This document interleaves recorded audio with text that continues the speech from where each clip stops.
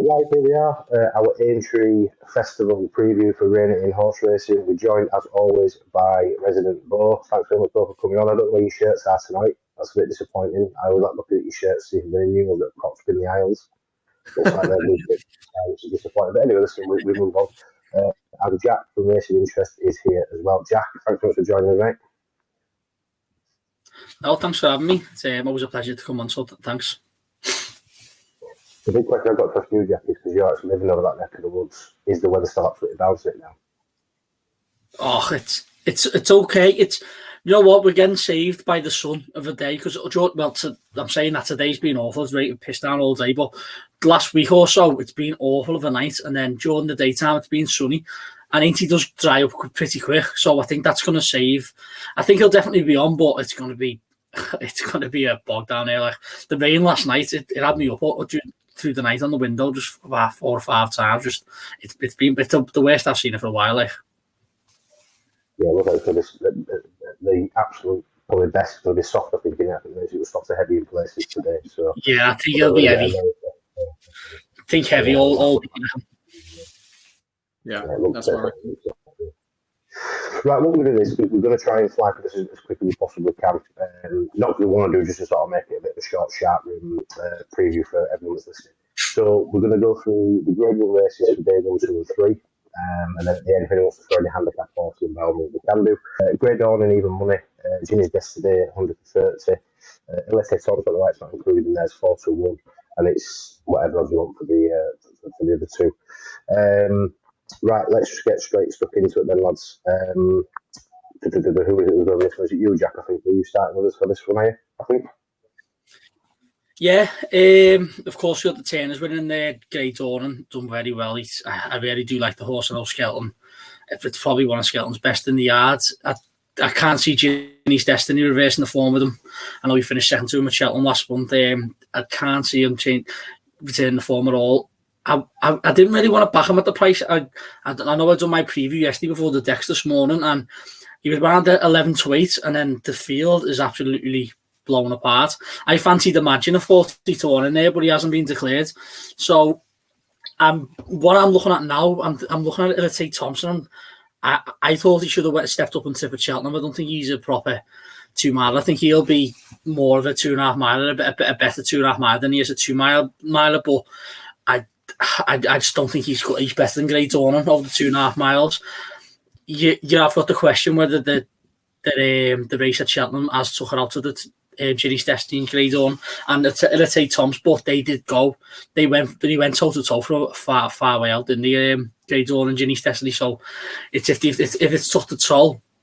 But I'm gonna stick with Grey Dawn. I think what he's done this season, he's relished. Well, like he went the best hurdler was he last year, and I know he won 4 on the bounce last year, and he was beaten. He fell at Aintree last season, and then the start of Aintree he was turned over by, I forget the name of the horse, but it was no good thing anyway. So he is trustworthy, especially with his jumping. But I just look at the field here, and although I've cried out for it, let's say Tom's to get the step up and trip, I don't think he's going to be good enough to be in Grey Dawn. So, yeah, as born as it is, I am going to stick with Grey Dawn. I did a fancy one yesterday, but he hasn't been declared. So, if you can get around 11 to 8 for Grey Dawn, I'll be happy to sit on the field. Yeah, I'm similar to you, to be honest with you. I know it's boring as well. Generally speaking, I think just as the Bugfella came online, actually, I try to stay away from Cheltenham horses that have tough races. I just think Grey Dawn probably is just a little bit better than Aintree Thompson at this particular this trip. I don't think it'll be pretty, but I think it probably will get over the line, though. Nothing to add? No?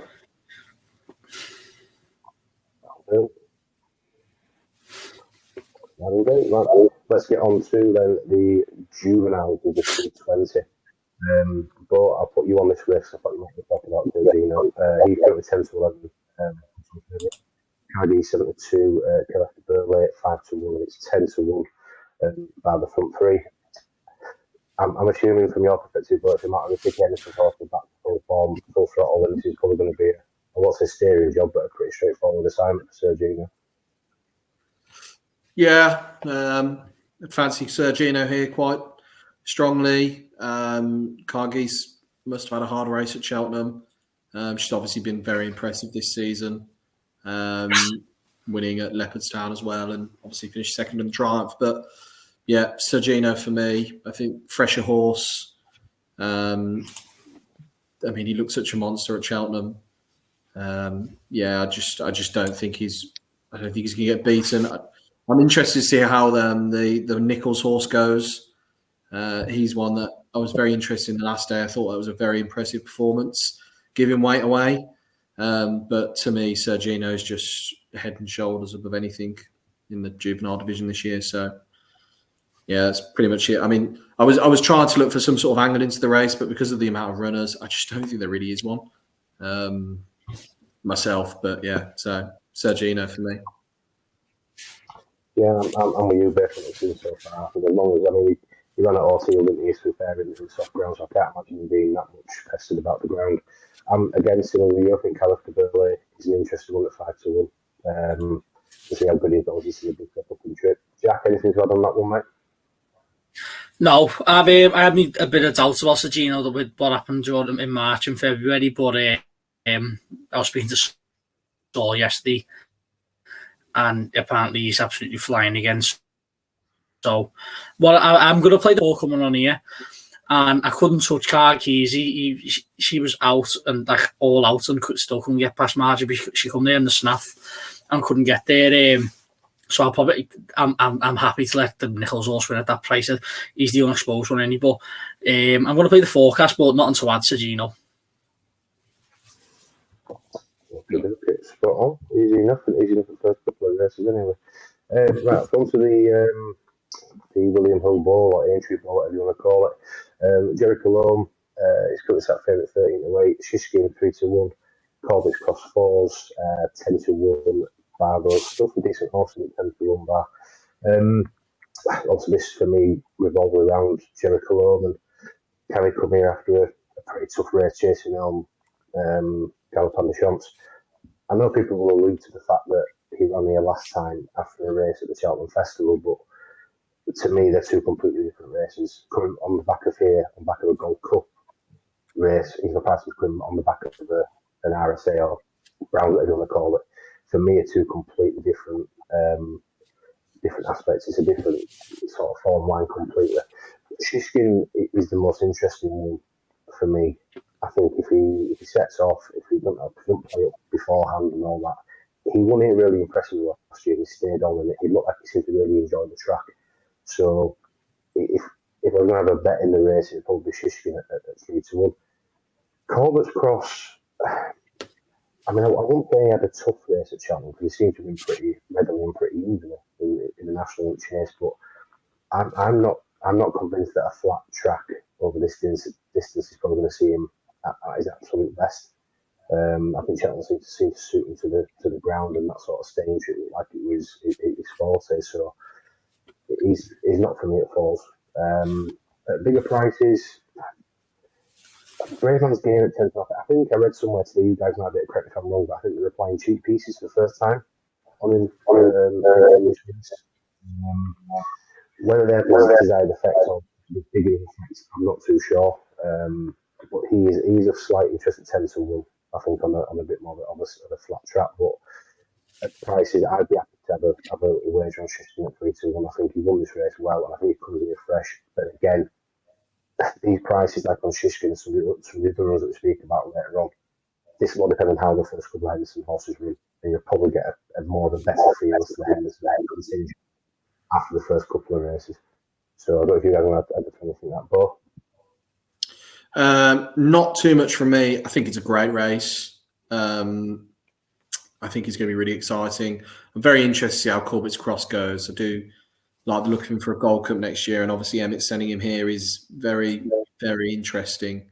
So I'll be interested to see how he goes. I mean, he could firmly put himself in the Gold Cup picture for next year and get beaten here, I'd say. But yeah, I'd be interested to see how that goes. But I can see the angle on Shishkin. He's a fresh horse, and he looks a decent enough price at 3-1. Jack, anything else about this stuff? Yeah, no, nothing to add. I do like I'd like what you're saying there with Shishkin, but I don't think I could touch him with the ground. What he done in the Champion Chase, he just didn't enjoy it. And the same with Braveman's game. It's a tricky one with Braveman's game. You don't actually know what ground he likes because he was pulled at in the Cheltenham Festival, I think it was 2021 or 2022 in the RSA, weren't he, because of the rain. So it'll be interesting to see if Nichols does run him. And as you just said there, the cheap pieces might bring best out of him, but I just think Jerry Columbus, he'll take all the beating there. I do think 13 to 8 a tiny bit short because it's a very, very good race there. Although we've got 7 horses, it's a proper race, isn't it? So, yeah, nothing to add. I'd probably start with Jerry Colombo. Yeah, it'd be a great watch. Yeah, no, 100%. 100%. Right, we'll move on to the 3:30, which is the Aintree Festival. The Bob Allen's your favourite, 74 in Peripass 2-1. You've only got some bigger prices, Langer Dan 10, Lucia 10, Marines Rock 14s, etc., and higher than this. Jack, I think back to you out of this race. Where's the angle for you? Well, at first, to be honest, I'm not really one for trends. Because I'm close to Aintree, I seem to know a good few things about the course anyway. But for some reason, I don't know what it brought into me. I seem to have got look into it just in this race because I see now. Because it's between the top two, and I fancy Bob Olinger at first, but then I seen a trend that 19 of the last 20 winners of this race have been 8 or younger, and the only 9-year-old was I forget what the horse is called now. I seen it yesterday. I forget what it was, but he won on the nod, and he had no right to win. The jockey's pulled an absolute blinder out on him, but I'm going to side with Impere Pass because he's back up to 2.5 miles. He was the most exciting novice hurdler, I thought, last season. The way he won that Barrymore last season was very well, and he just hasn't come up to it. But he has come behind the likes of TT Poo and Stateman twice. I know Bob Olinger beat him, but that was over 2 miles. So I think with the extra 4 furlongs, although it will benefit Bob Olinger as well, I think the class will prevail with Impere Pass. He's still only 6. He's the youngest in the field as well, I think.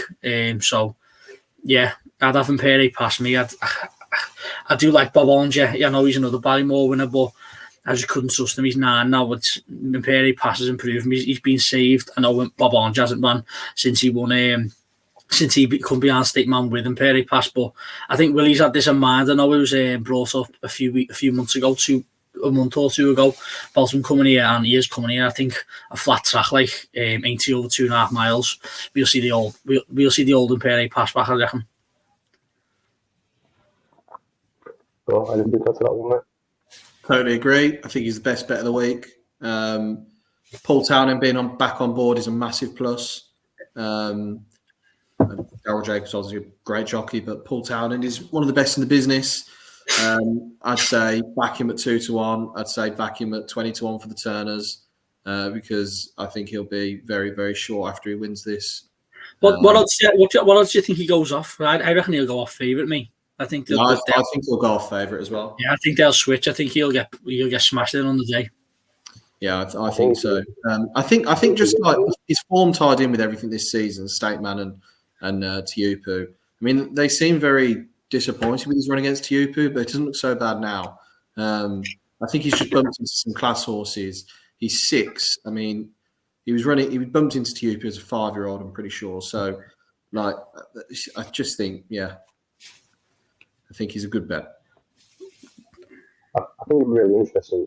It comes across to me like it's one of those sort of betting races where, like you said, if it ends up flip-flopping in terms of favourites and Imperial Capital favourite and say the Bollinger ends up going out to, I don't know, 2-1, 9-4, something like that, then I think Bob Bollinger is going to become backable at the price, if that makes sense. So, yeah, I don't think I could really judge this one. The one of the interest for me, just in terms of how bad the Henderson horses were running, probably Lucia at 10s. I'm not saying she's going to win.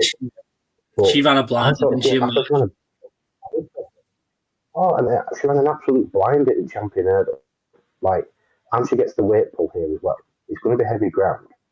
I don't know. I'm not saying that she's going to win by no stretch of the imagination, but Yeah. I think 10 to 1's quite big, especially when there's question marks about Step up. It's a very big price. I don't think 2 miles was their best tip either. I think 2.5 miles, especially on heavy grounds, where you'll see the best out of it. So I completely agree with that. Yeah, it could turn out to be a big price. Again, not necessarily who's going to win, but anyway, we move on. So that's day one. Day two, I brought that up again. Oh no, it's right race this time, isn't it? Hey, yeah, that's the right one. There we go. We got that this time. So this is the grade 1 3 mile one first race on the Friday on the day two. So we've got, I know the way you're thinking, currently set favourite in the betting, Kelsey Classico, 30, the Rocco 72, Broadway Boy 7s, 8 to 1, Bardos. We're back to you, Bob, aren't we? I know when we went over to Leopardstown, Hartwood captured your heart. That's hard in the pub. I don't know if you're going to be heading that way in here, but where's the thoughts? I was thinking about it. Obviously, a horse I like quite a lot, but I just can't get away from Broadway Boy in this, to be honest. Beat 300 through 5 at Cheltenham, soft ground. I was really impressed that day. Sent off the favourite, but in a handicap against old horses, I thought that was really, really impressive, fending them off. It's obviously been a bit of a plan. They've kept him fresh. I really respect, I know the way you're thinking. The way he won that Kim Muir is just, you do not see horses win like that. But I just think he might have had a bit of a hard race. Same with Chianti Classico. Can't really trust Iroko. And I think Giovinco had a bit of a hard race in behind Factor File as well. So I'm going to go for the fresh horse on this one. I'd love it if Twister had a winner at Aintree. And yeah, I mean, 300 through 5 has done a bit of good for the form, winning at Ascot afterwards. So yeah, Broadway Boy for me, I think he's a decent enough price. Jack, where's your money going on this one, if anywhere?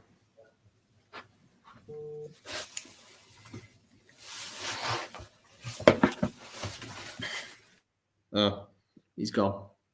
Well, we lost him. Well, I'll jump in and we're going to jump on the next one anyway. I'm similar to you in terms of the fresh horse in the race. Chianti Classico, I'm really surprised that Kimberley's running him again. After obviously the way that he won the Ultima. Rocco's an interesting one. I know obviously he ran at Cheltenham, but I'm not too sure maybe how much of a hard time he was given at Cheltenham. So given obviously the fact that he's coming back straight away out again at Aintree, maybe they think they might have a little bit under the bonnet. I'm not too sure. But what do we back him at 7-2? Absolutely not. I just think with Iroko that like he didn't run a great race. I know obviously it's really tough to come back off that layoff and running the sort of Cheltenham Festival race. I understand that. He didn't run great.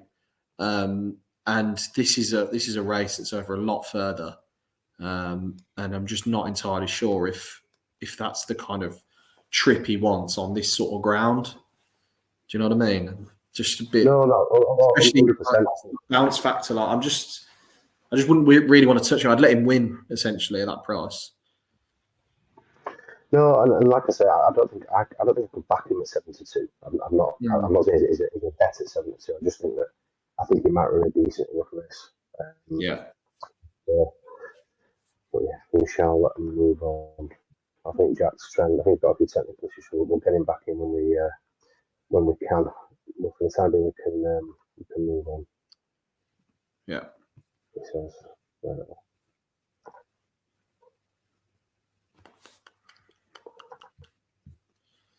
Right, so on to the top novices hurdle now, which this to me is a really interesting race.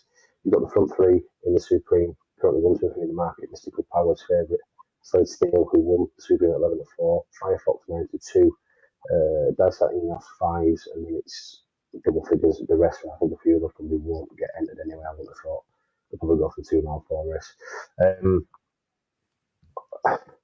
For me, I'm probably all over Dysart Enos here. I think with the weights and given the fact that she gets the £7 swing, she's coming here fresh. The front three of order, a fairly tough race in the Supreme. I'm happy to give her a go at 5-1. How good she's we're not too sure. Obviously, Golden Ace, sorry, won the mare, which she absolutely obliterated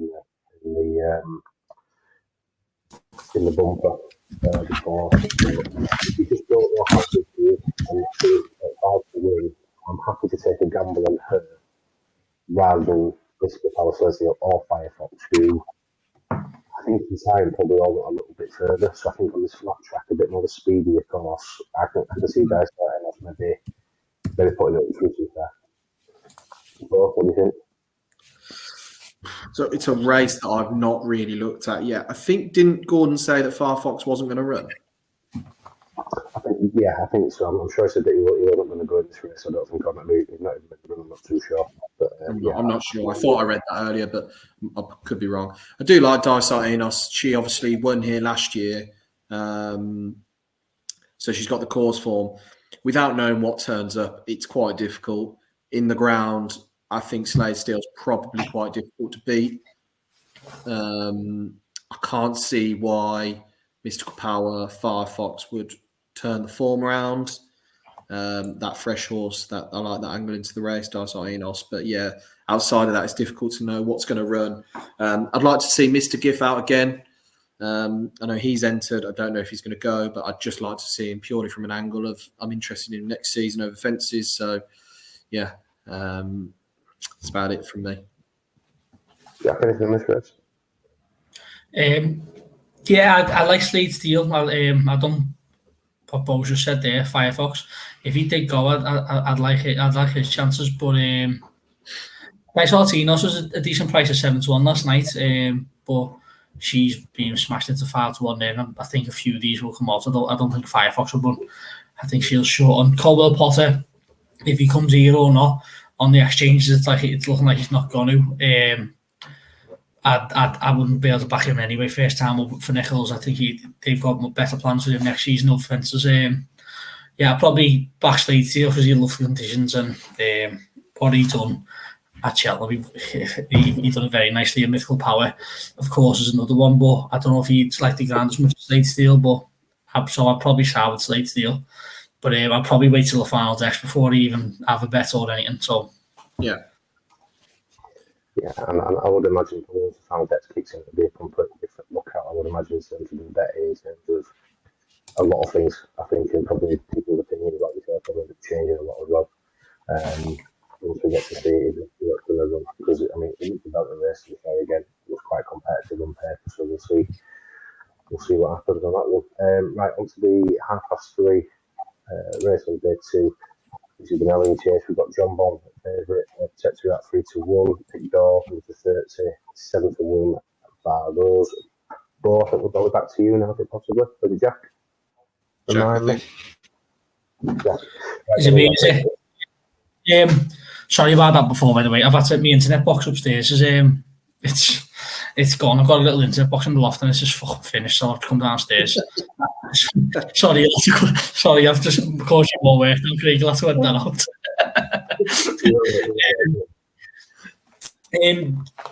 I think it's plain and simple. I won't waste any time. I think if John Bond comes here, which I'm being told he is, he will take the world of beer. I think he'll cherish the step up and tip. Pick Door here is a bit of an interesting one because he will set some pace in front. I don't know if he'll like the conditions, but he'll make it a test for the rest. And he may be able to question John Bond's jumping. I know he went off like a bomb at Cheltenham when he won Edwardstone. But maybe that's his only flaw. But Banbridge, listen, I bet I'll have anyone a bet right now that Joseph doesn't run him. I don't know why he ran him at Cheltenham. I can't see him getting the boat over.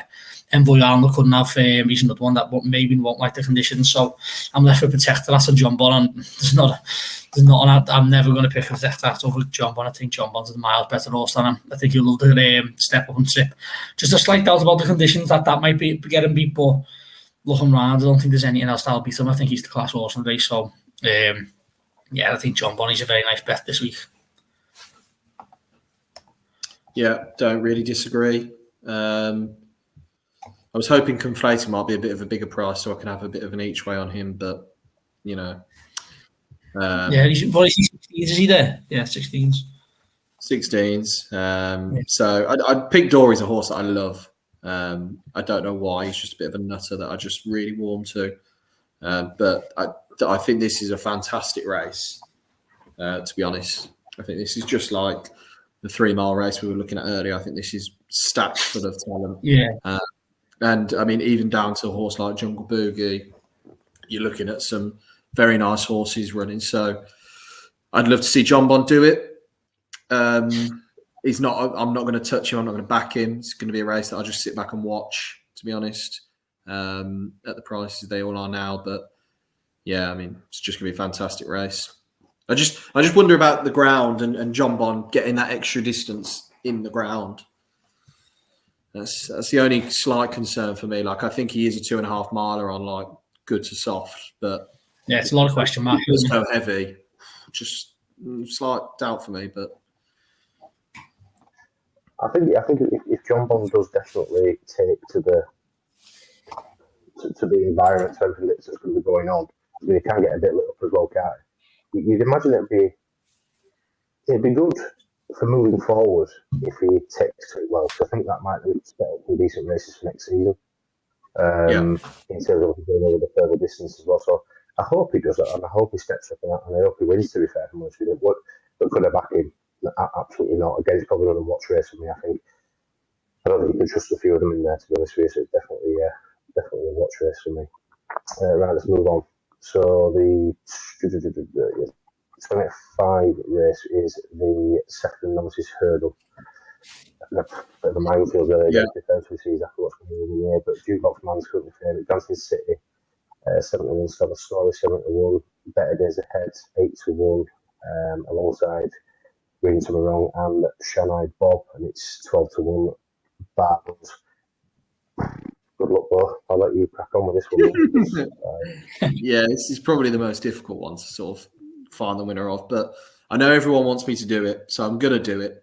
And I fancy the only Lucinda Russell horse in the race, called Mertown, who's 33-1 best price. Look, I mean, she obviously likes to aim a decent horse at this race. Last 3 years, she's won it twice. Apples Away and Ahoy Senor. And she had the 3rd place in the other year that she didn't win. So she clearly likes to throw a nice horse at it. And if you watch back his runs this season, he looks like a 3 miler. He's a proper galloper, likes soft ground, so should handle the ground. And yeah, I mean, he won last time by 11 lengths in a maiden hurdle, fell the time before that when he was going to win. So yeah, I mean, the difficulty I found with this race when I was looking at it is actually knowing what's going to turn up. To be honest, I'm probably going to put a line through all of the ones that ran in the Albert Bartlett. Myself, that's just the way that I feel about it. I'm not sure it was the greatest race. I think the front 2 were given a very, very easy lead. There was a moment when I was watching it back when Danny Mullins, who was sitting on Dancing City, kind of looked around to see where, I'm guessing, Reading Tommy Wrong was, who was the favourite. And when he looked back, he realised that he'd given the front 2 too much rope and he had to hurry his horse along to get to them and then didn't. So that was quite entertaining when I watched that back. But yeah, I just think in this race it's really difficult to pick out a runner. Derek Fox is jocked up on Mertown. I can't imagine a lot of the William Mullins horses or Gordon Elliott horses will turn up, so it's going to cut up. So yeah, that's where I'm sitting at the moment. Bit of a feeble selection, I'm afraid, but you know, I've got a lot to go off at the moment. I think it's a decent shout. So, like you said, he's definitely going to run. So I don't think this could end up being quite a small field. And I think a smaller field than what might be expected. Jack, have you got to say this one?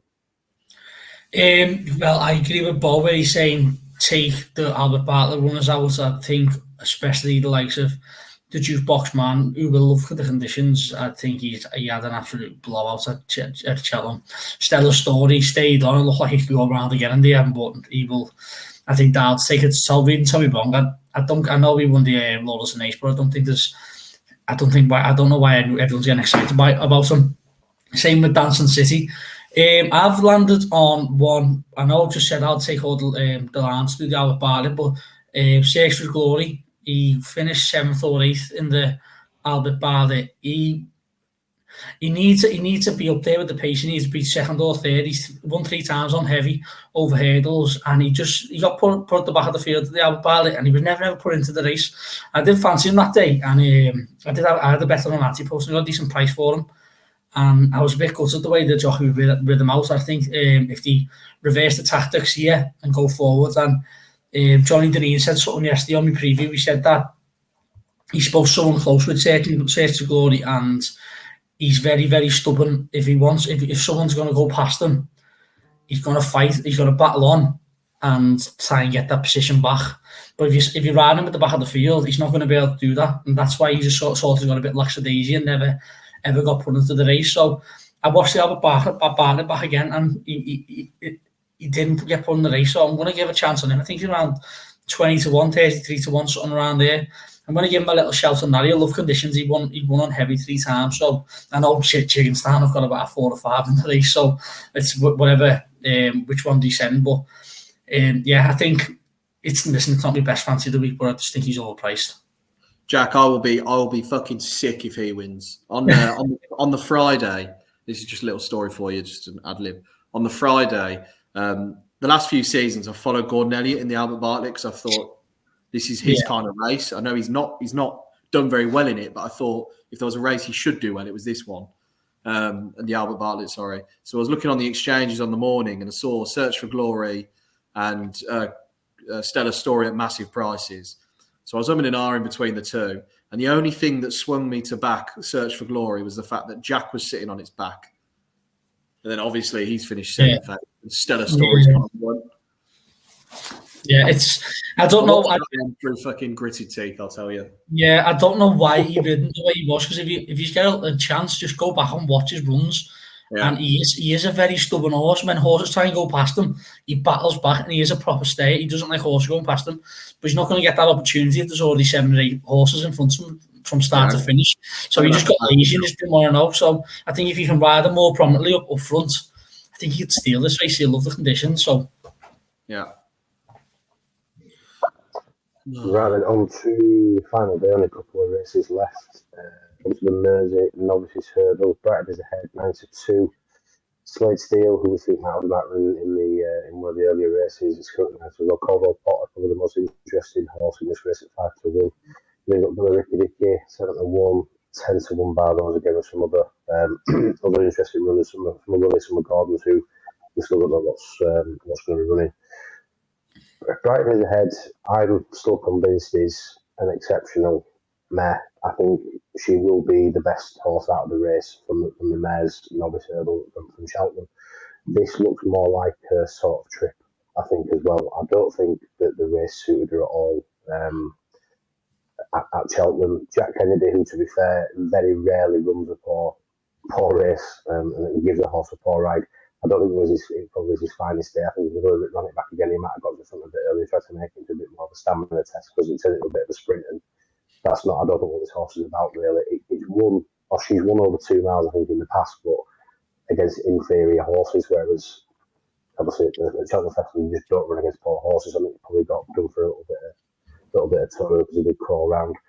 Caldwell Potter, obviously, is probably going to be the main talking horse in this race, given the fact that he might get so much money from Gordon's Yard as well. So it'd be interesting to see what sort of race Caldwell Potter runs. I think in time, I think it's well documented, he's probably going to be going further in trip. But this will be a nice stepping stone for it, obviously, for going for next season. Would I want to back him at 5-1? No, I don't think I would. Again, I probably want to just watch to see how he gets on. It's then going to be interesting to see which horse he really puts into this race, really, I think. Obviously, you've got Jimmy DeSoy, which came second to Ballyburn. Gilal Antique that ended up finishing third. Firefox is an interesting one, I think, going back up in trip for 2 miles 4. I think you'll find out a lot about where Gordon or where connections see the horses in terms of where Jack Kennedy is going to be sat. I think he'll probably be sat on brighter days ahead. If I had to put my my hat on anything. But I think 92 is quite a decent price for her. I don't think she'll go off at 92. I think she will run in this race, but I don't think she's going to go off at 92. I think she could be a lot shorter than that. And I think there'll be a couple of these horses in behind that I don't think will run. Probably won't even get a declaration. Billericay Dicky is the only one which could be anything. And I can't give you an answer as to what I think he could be. But he won fairly well his only start, and he's coming in fresh. That would be the only angle I could see from the horses in behind, purely because he's a complete unknown quantity. The other horses so far, El Antique, Friday Fox, Jimmy the have pretty much shown for me what they're all about. But Billericay Dicky might have a little bit under money. And I don't think Third Steel's going to run. So that's probably from the main protagonist. Very much add anything to that. Yeah, not a lot. I do really like Brighter Days Ahead, I think, over this trip. She'll be very impressive. So, yeah, I do like her. I don't think the novice hurdle division has been in the best position outside of Ballyburn. Just looking through the entries, I don't know where Golden Ace is going, but I can see she's entered up for this race and the 2 mile race. She's a very big price for both of them. She's 16 to 1 for the 2 mile, 25 to 1 for this. You'd imagine she'd go for the 2 mile, but she's dropped up for this one as well. So yeah, she might be a bit of each way value wherever she goes. That seems ridiculous. As I said, I'm not entirely convinced about the gelding novice hurdle form. So maybe go with the girls. Yeah, Jack, anything else to that, Matt? Yeah, no, I think Brighter Days Ahead getting £7 off the rest of the field. I think she'll take a lot of beating if they can give her £7 to get beat. I know we were talking about the Mares Novice. I know Jade Delusion won the other day. We'll know more about that form in the next few weeks, especially when Punchestown comes along. But I'll be with Brighter Days Ahead. I do hope Willie runs Jimmy Desoy, because I do want to see what he's about, because he did run a solid race. I don't think the horses behind Ballyburn are any good. But he did catch my eye a bit the way he ran on and stayed on it. I'd be interested to see. I wouldn't back him. I'd just like to see how he runs it, see if he might be a bet for next year. Anti-post, but I think Brighter Days Ahead. I think that £7 will make all the difference. Yeah, I think she's a big price in that, so I must admit I do think she is. Right, on to the Liverpool hurdle, 305 on day 3, 2 to 11 to 4 favourite. 144, side of early 5 to 1, Irish point 6, and it's 8 to 1 Barrows. Jack, I'll let you take it away with this one. Yeah, I won't keep us too long, lads. I think if Tahipu turns up, he absolutely wipes the floor with them. Saying that, if Irish point comes, I'd back Irish point, but I don't think he is coming. I think he's going to be saved for Punchestown. So I'm just looking through that field there, and I don't know if you know anything, but I don't know what beats Tahipu, because most of the field have got 3.5 lengths to find on him, so that's at least. So I think 11 to 4. I don't know if you've heard anything if he is going, but I know Lee said yesterday on that he spoke to Rob, and the plan is to send him here, and Irish point is to get kept for Punchestown. So I think 11 to 4. If you're basically backing him if he's going to turn up. That's all really. I think 11 to 4. If he does turn up, he'll go closer towards. I don't think there's anything in this field that can bother him at all. He'll love the conditions. He'll love heavy grounds. I think he's my bet of the week if he turns up. But as I say, you're betting on if he turns up. That's the only risk. Yeah, I'm not sure he will turn up myself. He's pretty steady on the exchanges. Yeah. No, I would probably say the same thing as you, but I think it's a bit funny how talking to 11 to 4 and not the exchange is slightly higher. I hope he does go, Jack. I completely agree with you. I think he's by far the best horse in this field, and if he doesn't turn up, I'll be honest with you, I've got absolutely no idea what I would back in that race. It's a poor field. See, I didn't think he was going to turn up. I don't think he'd have turned up, and then it was only that Lee said, he spoke to Rob Atchison for Robco, and he said that the plan is to leave Irish points for Punchestown, send Bob to the Aintree Hurdle, and send Tipu to this year. Yeah. And Irish points has been a move from the Aintree Hurdle. So listen, I don't know. As I said, I'm only betting on if he turns up, because if he turns up, he wins. But it is a big if. But if he doesn't turn up, I'd have no opinion on the race, because I think it's a car race. That for him to be 11-4 to me seems a bit of an indication of him not turning up. I think he'd be way shorter than that if he was going to turn up. I also kind of think he's been best fresh. So I think they'll go down that route again, keep him as fresh as they can, maybe Punchestown, not sure. But I do quite fancy Hidden Valley Lake in this. He's been kept fresh for this. And he is going. He is going, isn't he? He's going. Henry said that I genuinely think Tiupu, I think, is a brilliant horse. I think outside of that, I think the horses in the stayers are all a bunch of crap. I don't think they're very good at all. Irish Point's not going to go. Langadan, I'm not sure about. I don't think he's going, is he? He's going to a different race, I think. Anyway. He's going Tasty, I think he's running. Yeah, so Hidden Valley Lake at 16-1. The last day, he was really impressive. And he was giving way to the field, and he was only getting going at the end. I don't think Tiupu is going to run, because they know they've got the winner here in Hidden Valley Lake. And yeah, I just think he's a really good bet. I mean, 16-1. He's even an each way price. Yeah, he'd probably be my one if Tiupu was not to turn up. I'd probably back him. I remember Rob saying, I can't remember what it was now. I think it was with Racing TV, and they were interviewing him, or it was a Twitter space with Nick Luck. And they asked him, Hidden Valley Lake, he's coming to the stayers, and he said, no, we're saving him for Aintree. So it has been a plan for a long time. So, if Tiupu was not to come, then it's only that Bo's just said then that just reminded me about all this. So if Tiupu was not to turn up, I'd probably agree with Bo there. I think he's 16-1's huge. Yeah, I tend to agree with Bob as well, to be fair. So yeah, we'll go with Hidden Valley Lake at 16. Right then, the last race we're going to cover, so it's the big one. It's the Grand National. We've got Court Rambler, best price on the 2, Iron Maximus 8-1, Meeting of the Waters 9s, Vanillier 9s, it's Incredible at 12, and it's 14-1 bar, an absolute dozen, loads and loads of horses. Who wants to start with this one? It's only national, so it should be fairly easy there. Easy. Go ahead, Bob. You carry on. Go on, Craig. I thought it was foot then, didn't I? Nice, I said I'd go on, regretting it. Look, I think Court Rambler's form from the Gold Cup is fantastic. There's nothing really. My only concern with Court Rambler is, I think, obviously coming off the back of that third is he going to be in full health? We've seen the other things that he will be.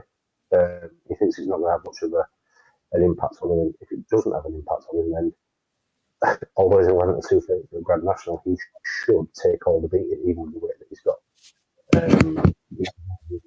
I mean, like you say, last year won it fairly comfortably. So I mean, for me, who's going to be the other thing to look at? The Irish sort of horses that are in there, Iron Maximus, Meeting the Waters, Vanillier. You are just sort of, it's a bit of a guessing game with some of the they'll always just throw up a bit of a dodgy performance. So you are sort of gambling on coming here in full health and really sort of going for it. But the only one that is sort of just jumping out at me a little bit, and I'm not too sure why, is Miller Indo. I don't know why. I have no idea why. I was quite sweet on Miller Indo for the cross country. I thought the last one at Cheltenham was really good. He seemed to enjoy the fences, and probably another class angle or another class point or class horse within this field. Now, I think I'm trying to look, is it carrying 11.5? Is it? I think I'm trying to look at the screen here. It's not a weight that you can look at and think that's way too heavy. It's an achievable weight to win a Grand National. It's not like it's carrying top weight and it's a 12 stone, whatever.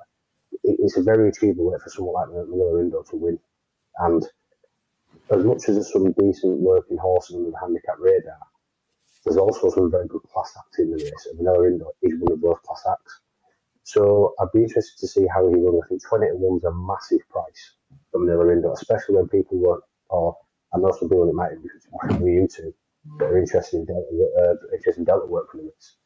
Now, for me personally, if you fancy Delta work for the race, I don't know how you can't fancy Manila Indo for the race, if that makes sense, given the tie-in into the cross country, into the recent form. So Manila Indo that looks out at me, and another one is way down to the bottom of the weights, and that's Panda's Boy from Martin Brazil. With 14 to 1, I think, at this moment in time as well. So those are the two for me that sort of stick out. But that being said, if Cork Rambler hasn't been too much impacted by the Gold Cup, would I be shocked if Cork Rambler won again? Absolutely not, no. Very, very good. So I do like the each way chance of Delta work. I think he's getting his ground. He's obviously been tumbling in the weights.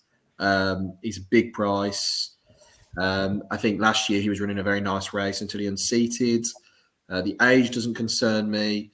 I saw Gordon say today that he's never had him better. Yeah, I do like the angle of that. The one I'm more keen on is Panda Boy, big lovely grey. I just think his form tied in with Meeting of the Waters and I Am Maximus with the weight swing is the best form in the race. He'll love the ground. He shouldn't have any issues with the jumping department or staying or anything like that. So for me, I just think at 14 to 1, I think it's a big price. I can't really have Cork Rambler simply because of, I know he ran a good race in the Gold Cup, but he's got big weight to carry, and I'm not entirely sure he's going to like the ground. I think I Am Maximus is pretty, the handicap has got a good grip on him. So, yeah, I like Panda Boy at the bottom of the weights for Martin Brazil, and I'm really hoping that we're going to see JJ Slevin booked up on him, which would be absolutely fantastic, and I'd probably go in again.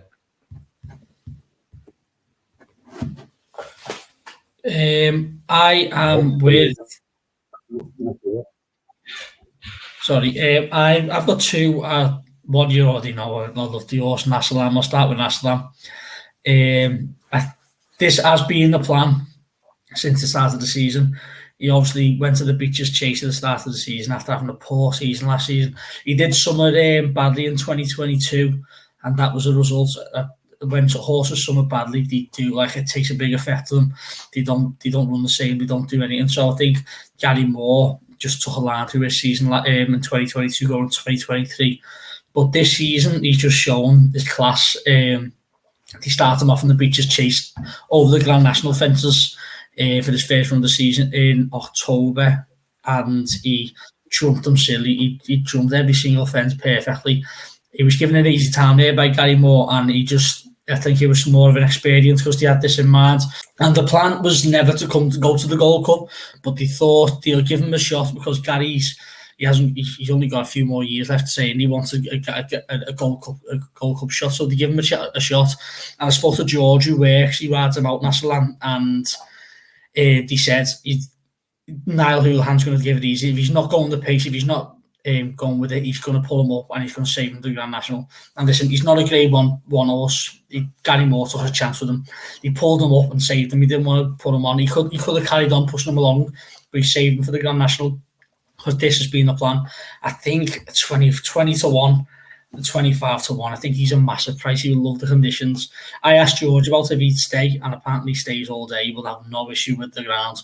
He said the only worry would be the big field, and but I think Niall's going to get him in a nice rhythm. Try and sit him 5th, 6th or 7th around, just behind the front leaders, and I think he's got a solid chance. Of course, I backed him for the Gold Cup, but it was never ever the plan. I just had a little bet on him just in case he wanted to shoot the shot, and rightly so. It never worked out. Pulled him up, saved him for the year.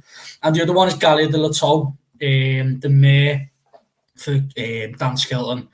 Listen, I know mares don't have a good record in the race. I can't remember the last one to win. I don't even think I was alive, but she's been touted for the Grand National since she was in the RSA. I remember Dan Skelton saying she's a future Grand National horse, and I kept backing her for 66 to 1 down to 50, and she is seeing money now, and she did get, and she's carrying enough bottom weight, so I think she's a solid chance. And I will give a mention, sorry, dead quickly, to Connacht Rambler. I think I really, really liked him, but I just think that Gold Cup might just take it out of him. Listen, he's a class horse, he might prove it wrong, but that's my only worry with him.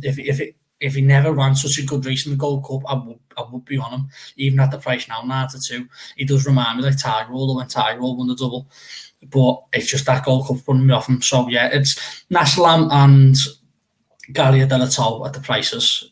They'll be my two. So what we'll do is I'll put on our Twitter sort of like our selections for certain races. Anyway, we'll put the Grand National selections up there. But just very quickly, so just give us one. What's your best bet of the week on the races? Either races you've covered or any handicap horse that you might have seen fall through the net. What's the best bet you think for the week? I'll go first, and I'll say that I think Brighter Days Ahead in the 2.5 mile novice. I think at 92 at this moment in time, I think it's an absolutely cracking price, and I think if she runs, she'll be going up probably more, maybe even half that. We're looking at the field, so that'll be mine. I know I said earlier that Imperial Pass is the bet of the week, but that's really fucking boring, so I'm not going to put that up. I'm going to put Panda Boy in the National. Boom.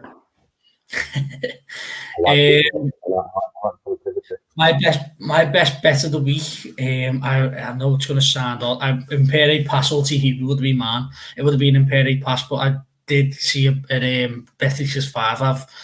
I think it was 8 or 9 to 1 for National to finish in the top 15.